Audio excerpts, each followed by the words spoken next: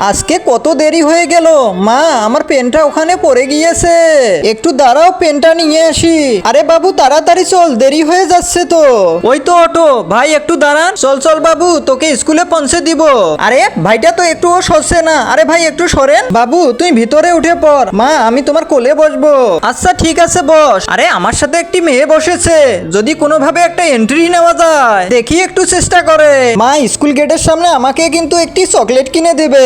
আচ্ছা ঠিক আছে। আরে কি লোক রে বাবা। আরে বাবু, তুই একটু মাঝখানে বসতো। মা, আমার কিন্তু বসতে অসুবিধা হচ্ছে, আর একবার একটু চেষ্টা করে দেখি। আরে কি আজব লোক রে বাবা, আমি কি দেখতে এতটাই খারাপ? আমি কতটা স্মার্ট, তারপরেও একটু এন্ট্রি নিতে পারছি না। এবার আর একটু চেষ্টা করে দেখি তো। ওরে বাবা রে। আরে ভাই, কি হলো কি হলো, আপনার কি হলো? আরে ভাই, আমি আপনার গাড়িতে যাব না। আরে লোকটা এমন করে হুরুম দুরুম করে চলে গেল কেন? আমি তো কিছুই বুঝতে পারলাম না। আরে এই ছোট বাচ্চাটা এমন করে রেগে আছে কেন? দুষ্টু লোক, পচা লোক, সবসময় আমার মায়ের গায়ে হাত দেওয়ার চেষ্টা করছিল। বাবু, তুই আর রাগ করে থাকিস না, এখন চুপ কর। এই সুন্দর ছবিটি ভালো লাগলে সবাই একটি করে লাইক ও সাবস্ক্রাইব করবেন।